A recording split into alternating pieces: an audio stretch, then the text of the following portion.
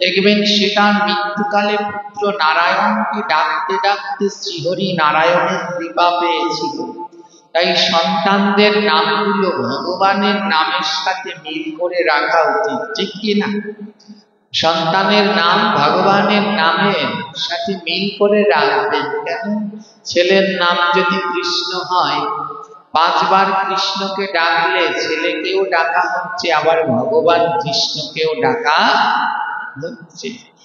তাই সব সময় সন্তানদের নাম ভগবানের নামের মতো করে রাখতে হয়, যেন ভগবানকে বারে বারে ডাকা হয়। আজ আমাদের এত দুর্ভাগ্য কিসের জন্য জানেন? তার মধ্যে একটা হলো নামের অভাব।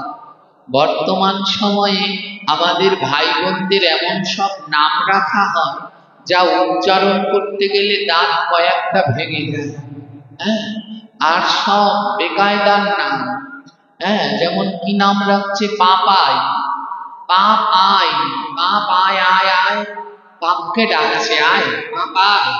ও ডাকতে ডাকতে তো পাপ এমনিতেই দেহের ভিতরে চলে আসে। ওখানে যদি ছেলের নাম মধুসূদন, গোবিন্দ, নারায়ণ হতো, কৃপা হতো। কিন্তু ওই যে পাশ্চাত্য দেশের নাম পাপায়, তো ডাকছে, তো পাপ তো আসবেই আসবে। ও আবার কোথায় যায়? তো অজামিত নারায়ণ নারায়ণ বলে ডেকে বৈকুণ্ঠে চলে গেলেন। যমদূত নিতে আসলো, বিষ্ণুদূত নিতে আসলো, কিন্তু বিষ্ণুদূতরা অজামিলের আত্মা নিয়ে বৈকুণ্ঠে চলে গেলেন। যমদূতদের মন বড় খারাপ। যমদূতরা যমরাজের কাছে গিয়ে বললেন, হে যমরাজ, একটা কথা বলুন তো। বলে কি? বলে মৃত্যুকালে যদি ভগবানের নাম নিতে নিতে সে মারা যায়, সারা জীবন কোনো ভালো কাজ করলো না, আর মরার সময় ভগবানের নাম নিতে নিতে সে উদ্ধার হয়ে গেলে। যমরাজ বলছে, সাবধান সাবধান, কিন্তু আমার ভগবানের নামে এমন করে বলো। বলে তোমার ভগবানের নামে কি আছে? যমরাজ বলে, আমার ভগবানের নামে কি আছে যমদূত, তোমরা তা বুঝতেও পারছো না, উপলব্ধি করতে পারছো না আমার প্রভুর নামে কি রয়েছে, তোমরা তা জানো না। যমদূতগণ বলছে, যমরাজ, ভগবানের এই নামের মাহাত্ম্য কে জানে? ভগবানের এই নামের মাহাত্ম্য কে জানে? যমরাজ বলে, শোনো, ভগবানের এই নামের মাহাত্ম্য জানে 12 জন। কয়জন জানে? এদেরকে বলা হয়েছে দ্বাদশ মহাজন। এদেরকে বলেছে দ্বাদশ। যমরাজ বলে, এই দ্বাদশ মহাজন জানে আমার গোবিন্দের নামের কতটা। বলছে দ্বাদশ মহাজন কে কে? তখন যমরাজ এই শ্লোকটি বললেন, স্বয়ম্ভু। স্বয়ম্ভু মানে ব্রহ্মা।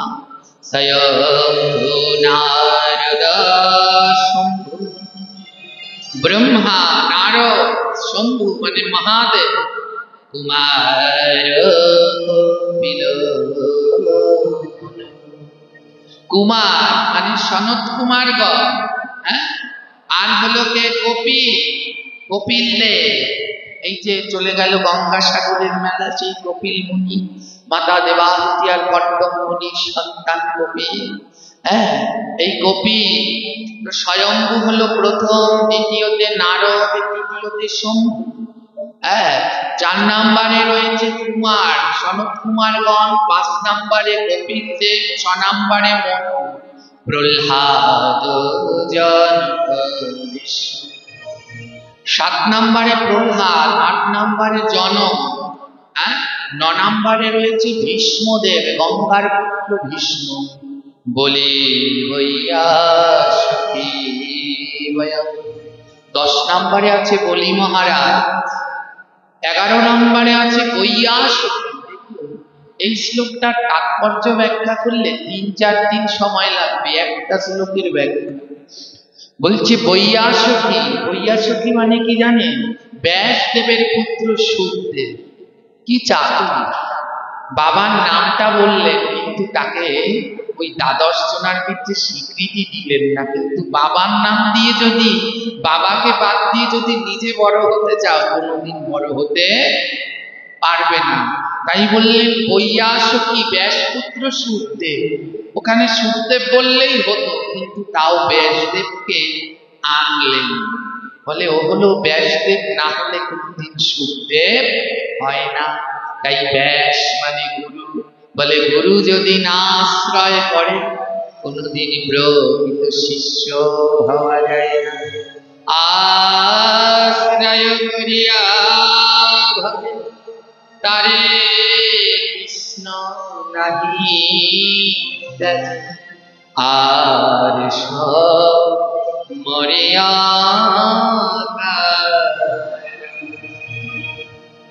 আর সর্বশেষ দ্বাদশ একেবারে শেষের যুগ হলো বয়ন। বয়ন শব্দে আমি, এই শ্লোকটি বলেছেন যমরাজ নিজে। বলে জানো আমার ভগবানের কথা এই দ্বাদশ জন, এই 12 জন জানে, তাই এই দ্বাদশ হলো মহাজন। বলে এই মহাজনের কথাগুলো খুব মন দিয়ে শুনতে হবে। এরা কি বলেছে, এদের আদর্শ নীতিগুলো জীবনে পালন করতে হবে। একটা ছোট বই কিনতে পাওয়া যায়, যে কোনো ইস্কন মন্দিরে গেলে পাবেন। বইটার নাম হলো দ্বাদশ মহাজনের বাণী। যারা যারা পড়েছেন তারা জানেন বইটা কত অমৃত অমূল্য গ্রন্থ। ছোট বইটা একটু পাতলা একটা চটি বই, কিন্তু এই দ্বাদশ মহাজন আমাদের কি শিক্ষা দিয়েছেন, অপূর্ব শিক্ষা। এই দ্বাদশ মহাজনের শিক্ষা নিয়ে আমাদের সামনের দিকে আগানোই হলো তো বলি দ্বাদশ মহাজন এই ভক্ত, ভক্ত চরিত্র ভগবানের বড় প্রিয়, ভক্ত চরিত্র ভগবান বড় ভালোবাসে। গ্রন্থ কি বলছে জানে?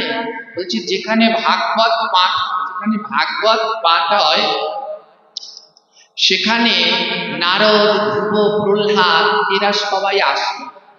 যেখানে ভাগবত পাঠ হয় সেখানে নারদ, ধ্রুব, প্রহ্লাদ এরা সবাই আসে।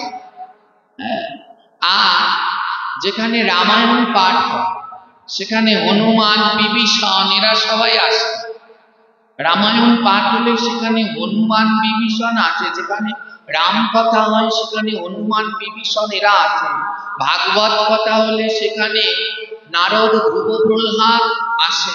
কিন্তু জানেন যেখানে ভক্ত কথা হয়, যেখানে বক্তা ভক্তের কথা বলে, সেইখানে স্বয়ং রাধা গোবিন্দ এসে ভক্তের মাঝে বসে পড়ে।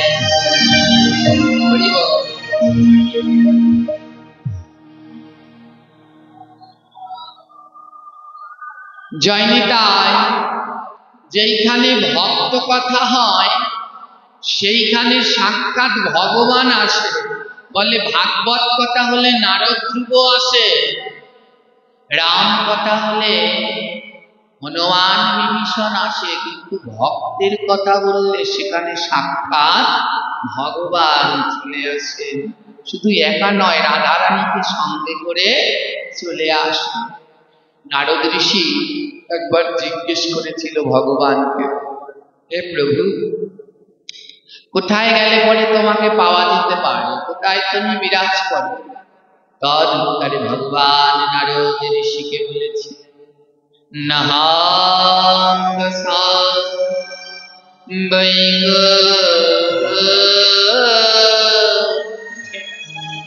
জগিনা মেরি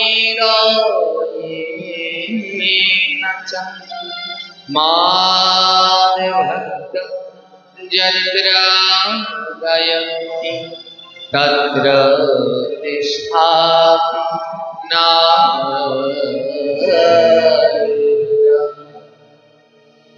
নারদ জিজ্ঞেস করছে প্রভু তোমায় কোথায় গেলে পাওয়া যায়? ভগবান বলে কোথায় যায়? বৈকুণ্ঠে গেলে তোমায় পাবো। ভগবান বলছেন নাহম বসামি বৈকুণ্ঠে, আমি বৈকুণ্ঠে বাস করি। বৈকুণ্ঠে থাকো না, তাহলে যোগীরা যারা ধ্যান যোগ সাধন করছে এক জায়গায় বসে, ওদের কাছে থাকো না। ভগবান বলছে যোগিনা মেরি হৃদয়, আমি যোগীর হৃদয়। বলছে তাহলে কোথায় পাওয়া যায়? ভগবান বললেন মদ ভক্ত গায়। জানো না যেখানে আমার ভক্তরা আমার গুণগান গায়, গায়ন্তী আমার গুণগান গায়, তত্র তিষ্ঠাতি নারদ। যেইখানে আমার ভক্তরা আমার গুণকীর্তন করে আমি সেইখানেই অবস্থান করি। বাবা, তার মানে যেখানে ভক্ত কথা হয় সেখানে ভগবান অবস্থান করেন, এখানে ভগবান আছেন সাক্ষাৎ আছেন। তাই ভগবান কি পছন্দ করেন জানেন? কেউ যদি তার ভক্তের নাম করে তখন ভগবান অতীব বেশি পছন্দ করে। হ্যাঁ, এই যে সুখদেব গোস্বামী, হ্যাঁ, তিনি তো জগতে এই জীব উদ্দেশ্যে প্রথম ভাগবত জগতের মাঝে প্রদান করেছিলেন। এই সুখদেব গোস্বামীর মুখের কথা এত অমৃতময় হয়ে রয়েছে কেন জানেন? আমাদের 18টা পুরাণ, ভাগবতের থেকে ভাগবতে 18,000 শ্লোক, সব থেকে বেশি শ্লোক রয়েছে স্কন্ধ পুরাণে, কিন্তু 18 পুরাণ অন্য কোনো পুরাণ পাঠ হয় না, পাঠ বেশি হয় ভাগবত। কোথায় যাচ্ছে? নাম কীর্তনে ভাগবত শুনতে। কোথায় যাচ্ছে? ওইখানে ভাগবত শুনতে। সব জায়গায় ভাগবত।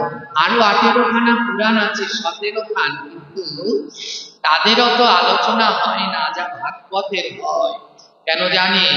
এই সুখদেব গোস্বামী মুখনিসৃত, তাই এ পুরাণ হয়েও কোনো সময় পুরাণ। এই যে একটু আগে ভাগবতের আরতি শুনলেন, ভাগবতের আরতি হলো, দেখুন এর লাইনগুলো কত সুন্দর। বলছে অমর গ্রন্থ মুক্তি পন্থ পঞ্চম বেদ নিরালা। ভাগবত কি জানেন? অমর গ্রন্থ, অমর, যে কোনো সময় মরে। 18 খান পুরাণ ও 17টা পুরাণ রয়েছে, কিন্তু ভাগবত অমর, সে পুরাণ হয়েও পুরাণ। অমর গ্রন্থ মুক্তি পন্থ, এপারে মুক্তি দিতে জীবকে।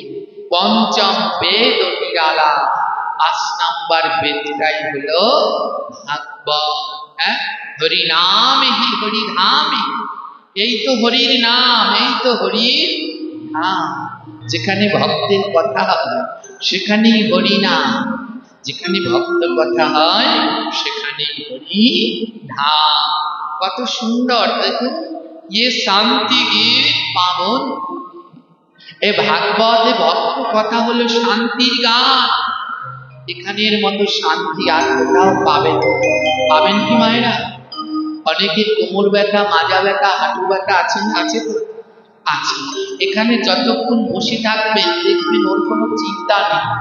এই যে পাঠ শেষ হয়ে যাবে তখন দেখবেন ধরে আরেকজনকে বলবে, ও বাবা আমায় একটু ধরে জাগাও তো। এ এমন এক শান্তির জায়গা, তাই বলছি শান্তি কি, এখানে শান্তি, এখানে কোনো অশান্তি নেই। কতজন রাত্র বেলায় ঘুমাতে পারে না, ঘরে বড় মেয়ে আছে, বিবাহ দিতে হবে, কত চিন্তা, ছেলের চাকরি হয় না, কত কি, কিন্তু এখানটায় যতক্ষণ বসে থাকবে সমস্ত টেনশন থেকে মুক্তি। এমন ঔষধ ও ডাক্তাররা আবিষ্কার করতে পারে, এ এমন এক ঔষধ সুখদেব গোস্বামী কলিহত জীবদের জন্য নিয়ে গেলেন। বলছে কি, হরি দর্শন দিখানেওয়ালা, ভগবানকে যদি কেউ দেখাতে পারে তাহলে সে শ্রীমৎ ভাগবত। এ ভগবানকে দেখিয়ে দেয়, ভগবানকে দেখিয়ে দেয়, পরতে পরতে ভক্তের কথা বলে দেখিয়ে দেয়, এই পথে চলো, এই পথে চললে ভগবানকে পাবে। বলে কি জানো? এ সুখকারিণী, এ দুঃখহারিণী। এ ভাগবত সুখ দেয় জীবকে, আর জীবের যত দুঃখ আছে সব দূর করে দেয়। এই হলো সেই পরম ভগবানের নাম। আপনাদেরকে আমি যেখানে পাঠে যাই সবাইকে বলি কি একটু নাম করবেন, নাম করবেন। বারবার কেন বলি জানেন? আপনাদের নামে সবাই উদ্ধার হয়। এই যে আমরা যারা এই পাঠ কীর্তন করছি, ভাগবত পাঠ নাম কীর্তন করছি, আমাদের মুখে নাম শুনে, পাঠ শুনে কতজন উদ্ধার হবে সে আমি জানি না, সত্যি জানি না। কেন জানেন? আমাদের একটা স্বার্থ আছে, সবাই নয়। শুদ্ধ বক্তা যারা রয়েছে তাদের মুখে হরিনাম স্মরণ করে উদ্ধার হবেন, তাতে কোনো সন্দেহ নেই। যেমন বাংলাদেশে আমাদের বরেণ্য সবার আচার্য বিল্লমঙ্গল প্রভু, সাম্য চক্রবর্তী, এদের অনেক ছোট, জানেন সাম্য অনেক ছোট, খুব অল্প বয়স, কিন্তু ওর মুখে ওর সব পাঠগুলো আমি শুনি, জানি না ভগবান ওর ভিতরে কি দিয়ে রেখেছে, এত অমৃতময়, এত অমৃতময়। এদের মুখে হরিকথা শ্রবণ করলে উদ্ধার হওয়ার একটা উপায় আছে।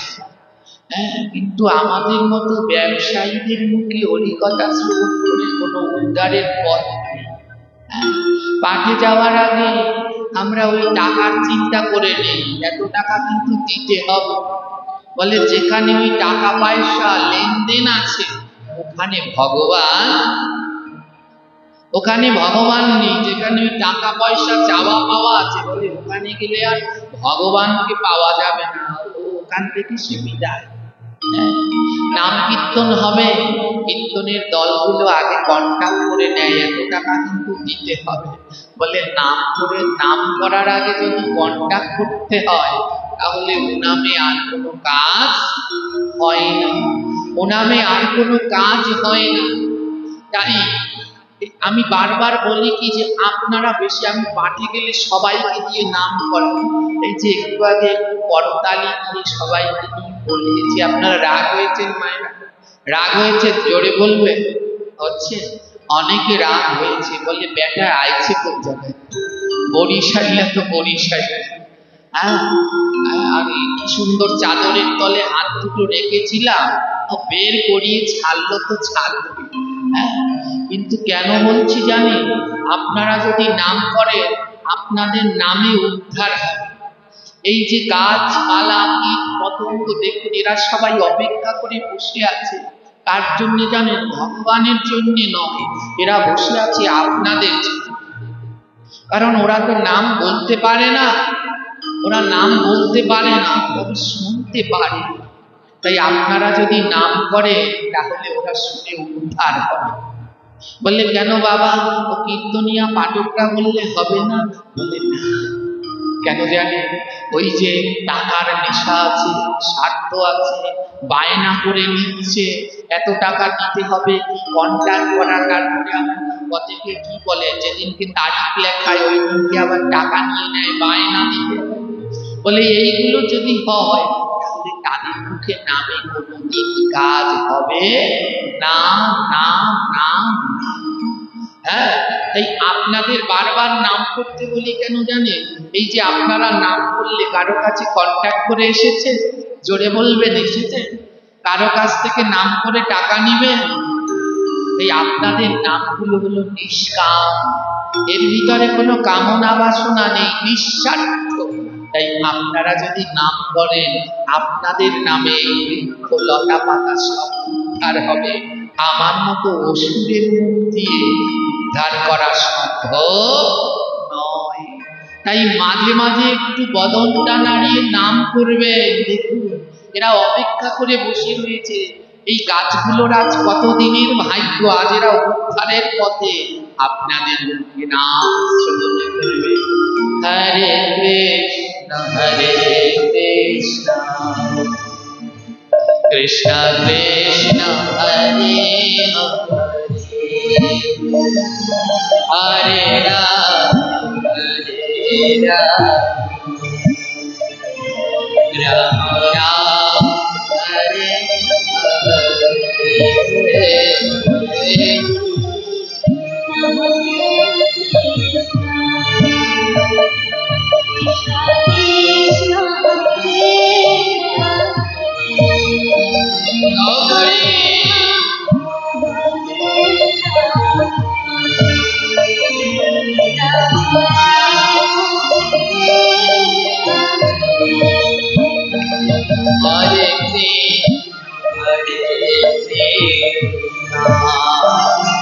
Krishna Krishna Hare Hare Hare Ram Hare Ram Ram Hare Hare Hare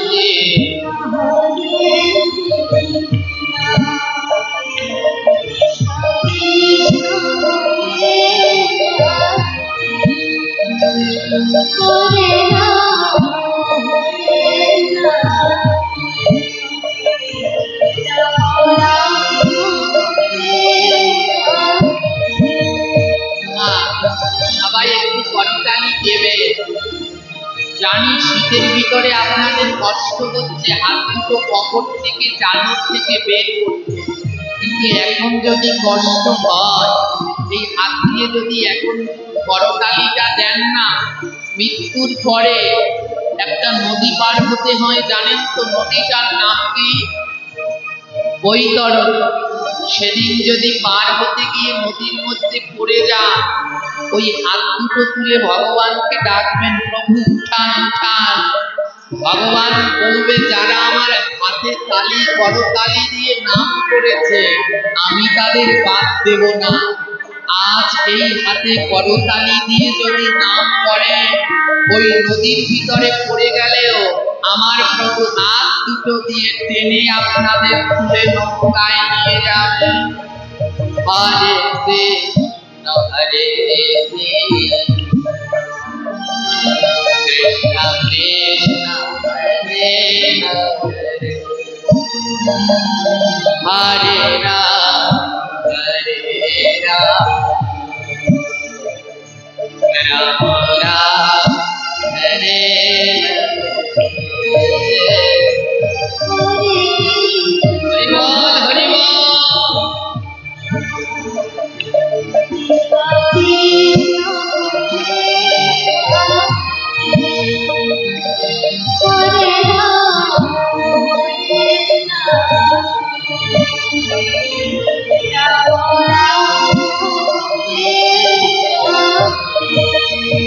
Joynita এখনো কয়েকজন বাদ গেছে, করতালি দিচ্ছে না, কিন্তু আমি শেষ পর্যন্ত দেখে ছাড়ব, একজনকেও বাদ আমি না।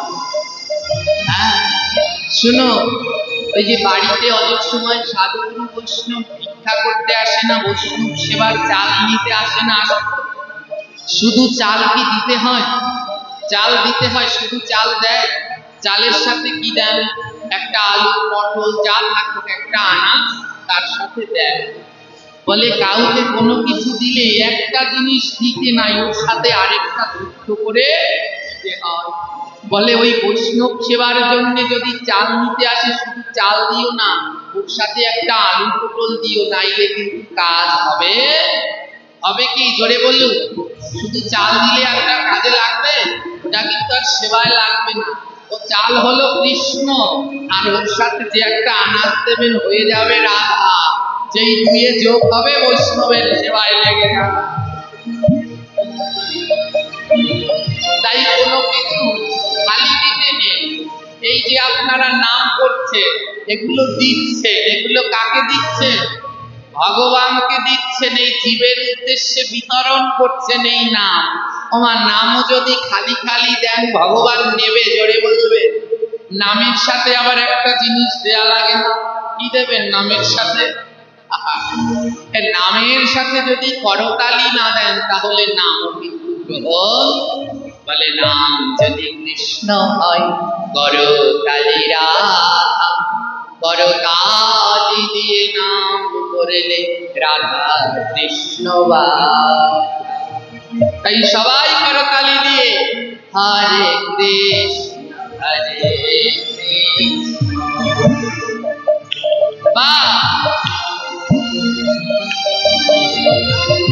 যারা চেয়ারে বসে আছে তোমরা আপনাকে, যারা আমার সনাতন ধর্মের সবাই তোমরা দাঁড়িয়ে আছো, তোমরাও হরে কৃষ্ণ হরে কৃষ্ণ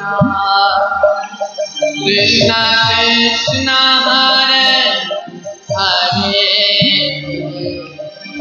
হরে রাম হরে রাম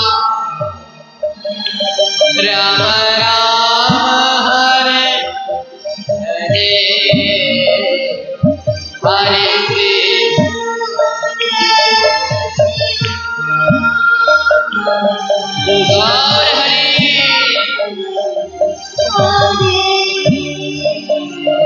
Hare Rama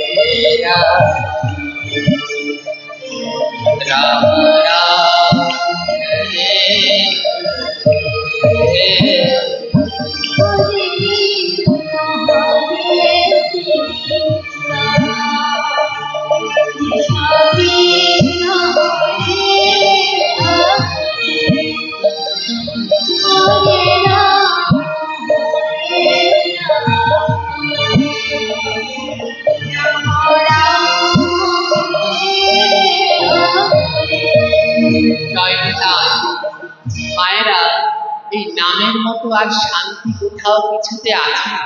জোরে বলুন, আছে?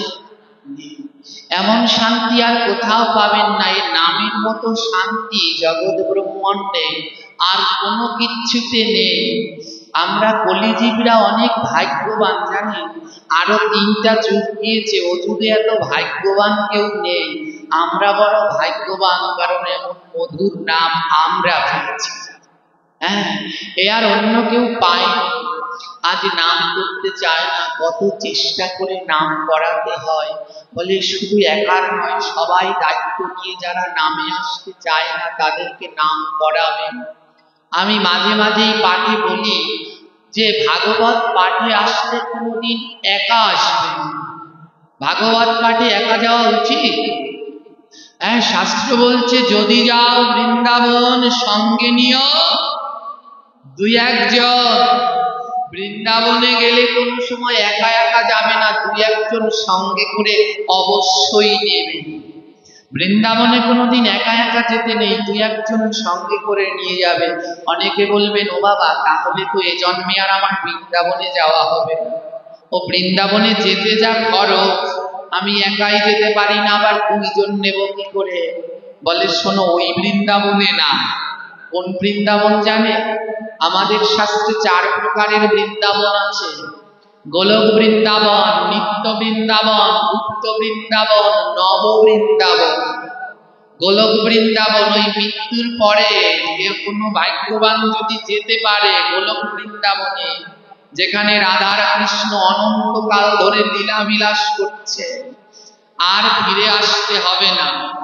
নিত্য বৃন্দাবন, যেই বৃন্দাবনে নিত্যদিন রাধা কৃষ্ণের লীলা দর্শন করা যায়, ওই ইন্ডিয়াতে গেলে যে বৃন্দাবন, ও নিত্য বৃন্দাবন। গুপ্ত বৃন্দাবন নদিয়া নবদ্বীপ মায়াপুর ধাম, ওটা গোপনে ছিল, সৃষ্টি হয়েছিল, ওই বৃন্দাবনটার সৃষ্টি হয়েছিল সত্য যুগেরও আগে, কিন্তু 3 যুগ ধরে গোপনে ছিল, তাই ওটা গুপ্ত বৃন্দাবন। আর এখন যেই জায়গাটায় বসে আছেন এর নাম কি? নব বৃন্দাবন। নব শব্দের অর্থ নতুন। এই যে নতুন হয়েছে, আবার কিছুক্ষণের মধ্যেই কাউকে খুঁজেও পাবেন না নব বৃন্দাবন। বলে এই বৃন্দাবনে আসলে কোনোদিন একা একা আসবেন। এই বৃন্দাবনে আসলে সঙ্গে করে কাউকে না কাউকে অবশ্যই নিয়ে আসবে। হ্যাঁ, কাউকে না কাউকে অবশ্যই নিয়ে আসবে। ও তো অনেকে মনে করতে পারেন, বাবা নইলে কিন্তু কোনো কাজ হবে না, ভাগবত পাঠে একা আসলে কোনো কাজ হবে না, কাউকে না কাউকে অবশ্যই সঙ্গে করে আনতে হবে। অনেকে মনে মনে ভাবতে পারেন, তাহলে যারা ছেলে মেয়ে বিয়ে হয়ে গেছে তারা মনে মনে ভাবছেন আমার বেয়াই বেয়ান অনেক ভক্ত খবর দেব ভাগবত পাঠ।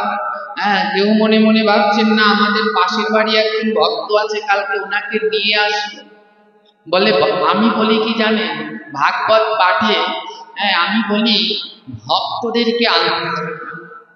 ভক্তরা আপনি কৃপা করে আসবেন, ভাগবত পাঠে আনবেন যারা এই মুহূর্তে স্টার জলসায় বসে আছে, জি বাংলায় বসে আছে, ওদের টেনে ধরে নিয়ে আসবে। যে বাবারা এই মুহূর্তে গ্রাম খেলছে, তাস খেলছে, কি বলে মেসেঞ্জার, আর কি ভাইয়েরা গেল ফ্রি ফাই নাকি ওয়াইফাই একটা, তো ওইগুলো যারা খেলছে ওদেরকে টেনে টেনে নিয়ে আসবে। ও সাধুদের কি আনবেন? সাধুরা তো সাধু হয়েই গেছে, আনতে হবে অসাধু। বলে তাদেরকে যদি সাধু করতে পারো তাহলে তোমার জীবনটা ধন্য। মহাপ্রভু বলছে এই ভারত ভূমিতে জন্মে পরের উপকার করতে হয়। পরের উপকার, 1 বস্তা চাল দেবেন, ডাল দেবেন, কাপড় চোপড় দেবেন, এটা পর উপকার। হ্যাঁ, এটা পর উপকার, তবে এটা কেহকালে, পরকালের পর উপকার। তাকে যদি ভক্তি পথ দেখাতে পারে, সৎ মার্গ দেখাতে পারে, যার গলায় মালা নেই তাকে যদি মালা পরাতে পারে, যে মালা জপ করে না তাকে যদি জপ করাতে পারে, যে তিলক করে না তাকে যদি তিলক করাতে পারেন, কাউকে যদি প্রসাদ ভুজি তৈরি করতে পারে, তাহলে সেটা হলো পর উপকার। সেটা এইখানে নয়, সেটা ওই বাড়ি। হ্যাঁ, এই পরোপকারটা আমাদের খুব দরকার। তাই ভাগবতে কোনো সময় একা যেতে নেই, অমন করে দুই একজনকে ধরে ধরে নিয়ে আসবেন। এই দুদিন আমাদের বরিশালে যেখানে পাঠ ছিল, প্রথম দিন এমনই একটা পাঠ করেছি, পরের দিন কি হয়েছে জানেন? এক ভক্ত 16টা অটো ভাড়া করে তার গ্রামে 16টা অটো ভাড়া করেছে। গ্রামের সবাইকে নিয়ে এসেছে, চলো পাঠে চলো, কারো ভাড়া লাগবে না, অটো ভাড়া। তো এসে বলছে, বাবা 16 অটো আনছি। আমি প্রথমে বুঝলাম, পরে বলছি 16 অটো আনছি মানে? বলে 16টা অটো করে নিয়ে এসেছি আজ।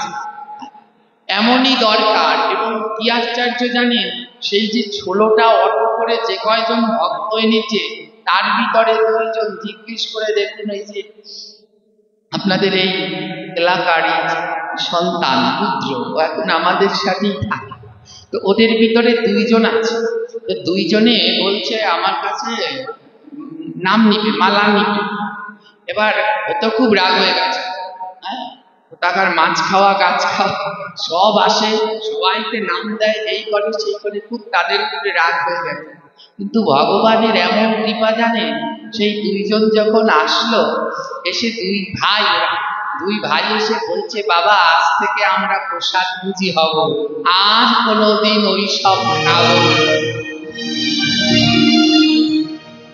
এটা শোনার পরে ও 1 ঘন্টা কান্না করেছে, 1 ঘন্টা কান্না করেছে। একটু আগে মানে ও বলছে, আমি মানুষ চিনতে পারিনি, আদৌ কার কোন সময় মনের পরিবর্তন হয় আমরা কেউ।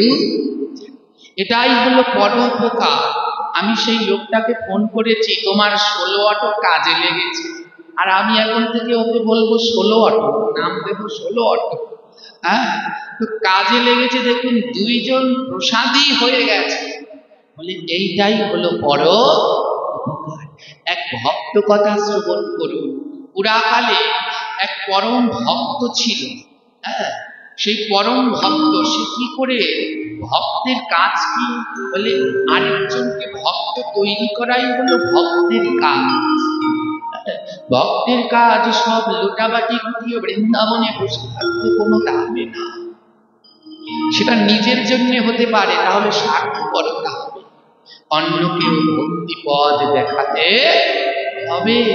কত কত রয়েছে, হ্যাঁ, আপনারা কল্পনা করতে পারবেন না। আমি আপনাদের এইসব এলাকায় বেশি পাঠ করতে আসি না, আমি বেশিরভাগ পাঠ করি আমার দক্ষিণ অঞ্চলে। আপনারা জানেন না, চিন্তা করতে পারবেন না, আমাদের দক্ষিণ অঞ্চলে এমন সব চর আছে, চর, নদীর চর। হ্যাঁ, ওইসব চর এলাকাগুলোতে এমন সব এলাকা আছে যেখানে এখনো জানে না যে পিন্দাজিকে পুজো করতে হবে। হ্যাঁ, তারা বলে এই গাছে জল দেয়, এমন তাদের ধারণা। তুলসী গাছে জল দিতে হয় তা তারা জানে না।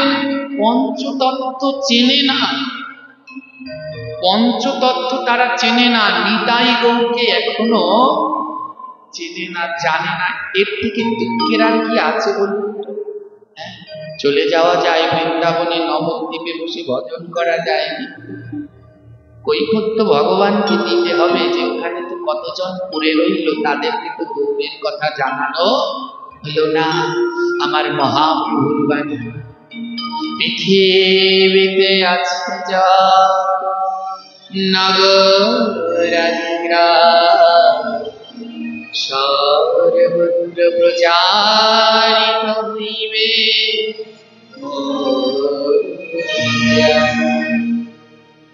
মহাপ্রভু বলছেন, নগর গ্রাম সব জায়গায় প্রচারিত হবে প্রভুর আনা 16 নাম 32 অক্ষর মহামন্ত্র। গৌর কৃপা করেছেন। এবার এই প্রচারটা করবে কে? বলে তোমরা যারা কৃষ্ণ ভক্ত আছো তারা। যে কোনো পাঠক একা পারবে না, কোনো কীর্তনিয়ার দল একা পারবে না, সবাই প্রচার করতে হবে। সেই দিন হবে ধন্য, সেই দিন হবে ধন্য। শুনো, এক ভক্ত চরিত্র শ্রবণ করুন। এই ভক্তির নাম হলো সাধনা। সাধনা ছিলেন পরম কৃষ্ণ ভক্ত। তার মা বাবা তারাও ছিল কৃষ্ণ ভক্ত। তো সাধনা, সে ছিল জেলে সম্প্রদায়ের জেলে। জেলেরা কি করে মায়েরা? মাছ ধরে, মাছ বিক্রি করে, এইসব করে জেলেরা। হ্যাঁ, কিন্তু সাধনা একটু অন্যরকম। সাধনা মাছ ধরে না, মাছটা সে ধরে না, জীব হত্যা করে না, কিন্তু কি করবে? বংশ পরম্পরায় ওই মাছ বিক্রি করে তাদের জীবন চলে, সে তো আর অন্য কিছু জানে না। হ্যাঁ, অন্য কিছু জানে না। আপনারা কেউ ভক্ত ঘটন দাসের চরিত্রটা শ্রবণ করেছিল? ভক্ত ঘটন দাসের গুরুদেব বলেছিল, ঘটন তুমি চুরি করা ছেড়ে দাও। তো ঘটন দাস গুরুদেবকে বলেছে, গুরুদেব আমি চুরি করা ছেড়ে দেব, আপনি কৃষ্ণ নাম ছেড়ে দেন। গুরুদেব বলে, একই কথা, কৃষ্ণ নাম ছাড়লে আমি বাঁচব? বলে, আপনি ছোটবেলা থেকে কৃষ্ণ নাম করে এসেছেন, ভাগবত পাঠ করে এসেছেন, আপনি যেমন ভাগবত পাঠ কৃষ্ণ নাম ছাড়া বাঁচবেন না, ওটা আপনার পথ। আর আমি ছোটবেলা থেকে চুরি করে এসেছি, ওটা ছেড়ে দিলে আমি খাবো। তদ্রু সাধনাও না ওই বাপদাদার ক্রিয়া। সারা জীবন ধরে শিখে এসেছে মাছের ব্যবসা, মাছ বিক্রি করে, মাছ বিক্রি করে। তবে ও একটু অন্য ধরনের, কখনো মাছ ধরে না, মাছ কিনে এনে তারপরে বিক্রি করে, বাজারে বিক্রি করে। সাধনা পরম ভক্ত, সাধনা বুঝতে পারলেন এই জীবনের উদ্দেশ্য হলো প্রচার করা। কি করা? দেখেছেন মায়েরা, হ্যাঁ, আপনারা যখন নবদ্বীপ মায়াপুরে যাবেন, বিভিন্ন বিদেশে ঘুরতে যাবেন, দেখবেন সেই ইংরেজরা, হ্যাঁ, আপনারা কলকাতায় ঘুরতে গেলে দেখবেন, মায়াপুরে বিভিন্ন জায়গায়, বম্বে গেলে দেখবেন সেই ইংরেজ বিভিন্ন দেশে সাদা চামড়ার লোকেরা আমাদের মতো নয়, আমাদের মতো এমন অদ্ভুত দেখতে নয় তারা। হ্যাঁ, কি সুন্দর সুন্দর দেখতে এক একজন। হ্যাঁ, এক একজন আমাদের মতো খাটো খাটো নয়, এক একটা তাল গাছের মতো লম্বা, আমাদের মতো কালো বড়া পিঠার মতো চেহারা নয়, এক একজন আর সবজি কলার মতো গায়ের রং। হ্যাঁ, 2-3 টাকার মালিক নয়, কত কোটি কোটি টাকার মালিক। সব এলে দেখবেন কি ওই নবদ্বীপ মায়াপুরের রাস্তায় ঘুরে ঘুরে তারা মালা বিক্রি করছে, গীতা বিক্রি করছে। কি আশ্চর্য! তারা মালা বিক্রি করছে, গীতা বিক্রি করছে, সবাইকে বলছে নেন না একটি গীতা, নিন নিন। কেমন ভাবে, আকুল ভাবে বোঝাচ্ছে। বাংলা তারা বোঝে না, তারপরও চেষ্টা করছে বাংলায় প্রচার করতে, নেও না একটা গীতা। হ্যাঁ, তারা প্রচার করছে, কিন্তু আমরা পারলাম? শুধু ভাগবত শুনলেই হবে না, শুধু ভাগবতে গেলেই হবে না, নিজেকেও এই ভগবানের বাণীকে কাজে লাগাতে হবে, অন্যকেও এ পথে আনতে হবে। দেখো এই গীতা কত অমৃতময়, কত মধুময়, শ্রীমদ্ ভাগবতে গীতা, কিন্তু ভগবান চোখ দিল, আমাদের গীতা পড়া হলো না। গীতা পড়া আমাদের হলো না, এখনো আমরা কত কিছু শিখিনি। দেখুন এই পাঠ হচ্ছে, সবাই এখানে এনে এনে যে টাকা দিচ্ছে ভগবানের গায়ে, ভাগবতের উপরে। বলুন তো, টাকা কি ভগবানের গায়ে দেওয়ার জিনিস? ভাগবতে দেওয়ার জিনিস? এটি ভাগবতের মধ্যে এগুলো দেওয়ার জিনিস? জোরে বলবেন। তাহলে এবার আপনাদের বাড়িতে, সবার বাড়িতে শ্রীমদ্ ভাগবত গীতা আছে না নাই? এবার আমি সবার বাড়ির গীতাগুলো গিয়ে সার্চ করি, প্রত্যেকের বাড়ির গীতার মধ্যে টাকা পাওয়া যাবে, আছে না নাই? প্রত্যেকে গীতার মধ্যে 10 টাকা, 20 টাকা, 5 টাকা করে রেখে দিয়েছে। কেন রাখলেন? আরে টাকা রাখবেন সিন্ধুকে ডয়ারে, ও গীতার মধ্যে কেন রেখে দিয়েছে? বড় কষ্ট হয় এইসব জিনিসগুলো দেখলে। জানেন, টাকা ছাড়া জগৎ থাকা, এটা সত্যি, কিন্তু এই টাকার থেকে অপবিত্র কিছু নাই। এটা পকেটে নিয়ে কতজন বাথরুমে যায় না, টয়লেটে যায় না, পায়খানায় যায় না, যায়। এটা পকেটে নিয়ে গোমাংস খাওয়া হয় না, হয় কি না? এটা শুদ্ধ? তাহলে এটা শুদ্ধ? এর জন্য আমাদের সনাতন ধর্মে এই নোট টাকা কিন্তু ভগবানের দান দক্ষিণায় লাগে না, লাগে?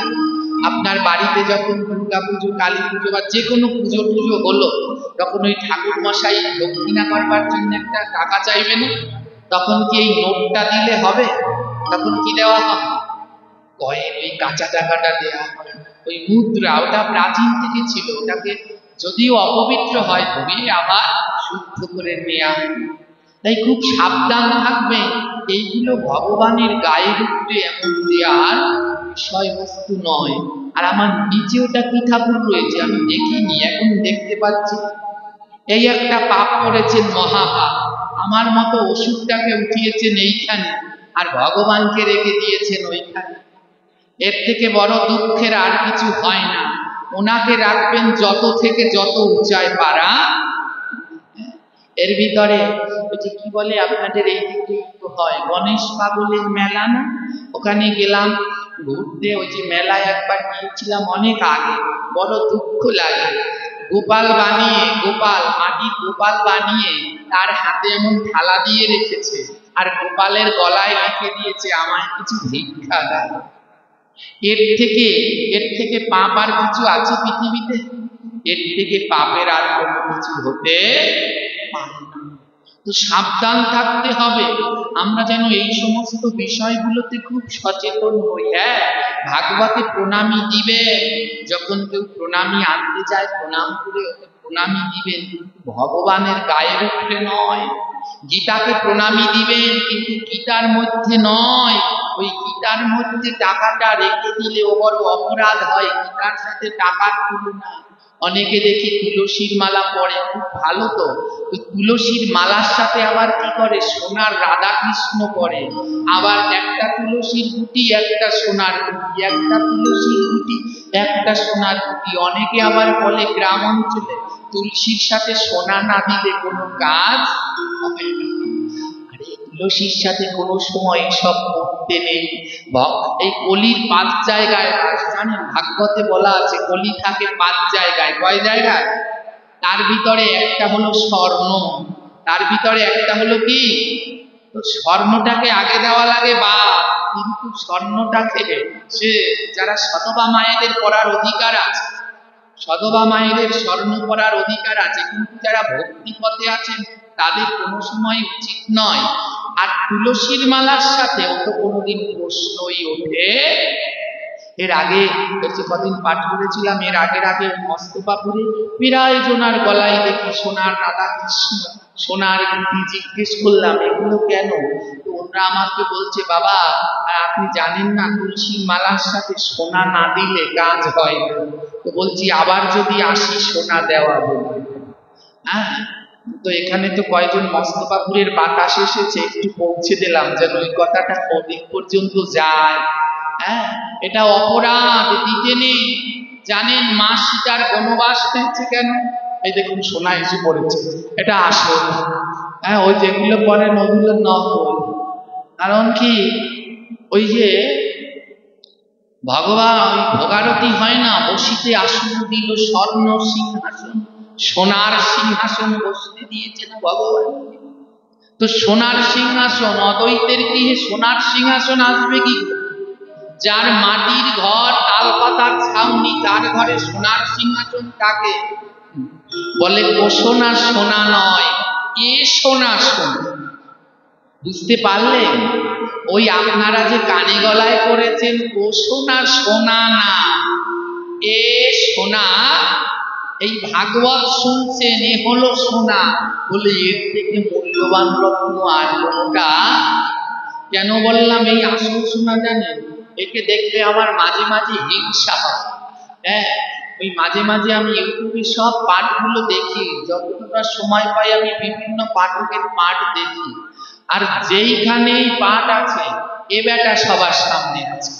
তা খুব হিংসা হয় যে কত এর ভাগ্য যে একটা দোকানে রয়েছে, কর্মরত অবস্থায় চাকরি করে, সারাটা দিন খেটে আমরা পারলে গিয়ে ল্যাপ কম্বলি ঘুমাতাম, সে মোটর সাইকেল নিয়ে চলে আসে একটু সাধু সঙ্গের আশা, একটু ভক্তের চরণ ধুলির আশা। কোনো কিছু তাকে বাধা দেয়, কোনো কিছু তাকে বাঁধতে পারে না, ছুটে চলে আসে সব জায়গাটাতে। যার যার পাপ এই অঞ্চলগুলোতে হয়, একে কেউ বাঁধতে পারে না, চলে আসে। আর কি তার আনন্দ, কোনো ক্লান্তি নেই, সারাদিন খেটে পাটির পরেও তারপরে কি উদ্দণ্ড তার নৃত্য। যখন তার নৃত্য দেখি আমার মনে হয় অন্তরের ভিতরে নিতাই গৌর বোধহয় নৃত্য করছে, নইলে এমন ভাবে কি করে নৃত্য করে। এই আসল সোনা, তাই ও সোনার দিকে নজর দিলে পরে শেষ হয়ে যাবে। জানেন মা সীতা বনবাসে গেল কেন? মা সীতা বনবাসী গেল কেন? অনেকগুলো কারণ মা সীতার বনবাসে যাওয়া। তার মধ্যে একটা কারণ কি জানে? মা সীতার সোনার উপরে লোভ ছিল। তিনি সীতা স্বয়ং রামচন্দ্রের সহধর্মী, সাক্ষাৎ মহালক্ষ্মী। তাকে বনবাসে যেতে হলো কেন জানেন? তার সোনার উপরে লোভ ছিল। মা সীতার শ্রীরামচন্দ্র ঘরের দাওয়ায় বসে বসে প্রকৃতির সুন্দর মনোরম পরিবেশ দেখছিল। রাবণ পাঠিয়ে দিয়েছে মারিচকে, যাও যাও তুমি হরিণ হয়ে যাও, হরিণ হয়ে যাও, তবে রক্ত মাংসের হরিণ না, সোনার হরিণ। কারণ নারীদের দুটো জিনিসে লোভ থাকে, এক হলো সোনা আর এক হলো শাড়ি, যত পায় ততই চায়। তাই রাবণ বলে যদি সোনার হরিণ হয়ে যাও তাহলে হয়তো বা তোমার দিকে সীতা তাকাতেও। রাবণ তো খুব জ্ঞানী, তো সোনার হরিণ হয়ে যেই গেলে, দেখুন মা সীতার পাশে কি বসা ছিল? জোরে বলবে। রাম তার স্বামী বসা। এই জগতে সতী নারীর কাছে সব থেকে দামি মূল্যবান রত্নটা কি? জোরে বলবেন মায়েরা। স্বামীর থেকে বড় রত্ন সদবা মায়েদের আর আছে? স্বামী যে হারায় সে বোঝে যে ও রত্নটা হারিয়ে গেলে জীবনের কত যন্ত্রণা। যারা হারিয়েছে, যারা এসেছে তারা বোঝে। যতদিন পাশে থাকে দুঃখে সুখের সঙ্গী। তো প্রত্যেক সদবা নারীর মহামূল্যবান রত্ন হলো তার স্বামী। মা সীতার পাশে বসা ছিল তার স্বামী, কিন্তু মা সীতা স্বামীর দিকে ধ্যান না দিয়ে তার মনটা গেল সোনার হরিণের দিকে। সোনার হরিণের দিকে। স্বামী রামচন্দ্রকে বলছে, স্বামী আমাকে সোনার হরিণ এনে দাও। মহাজন বললেন, এখানেই সীতা তোমার সব থেকে বড়, নইলে তুমি কোনোদিন বনবাসে যে ওই রাবণ তোমায় কোনোদিন হরণ করতে পারত না, তোমার এত কষ্ট পেতে হতো না। যদি স্বামীর পাশে থাকাই তোমার সুখ মনে হতো তাহলে রাবণ নিতে পারত? যদি স্বামীর পাশে থাকতো রাবণ নিতে পারত না। কিন্তু মা সীতা করলেন কি? ওই সামান্য সোনা আনার জন্য স্বামীকে পাঠিয়ে দিলেন। তাই মায়েরা সাবধান, জগতে পতি দেবতা স্বামীর থেকে মূল্যবান কিছু পাবেন না।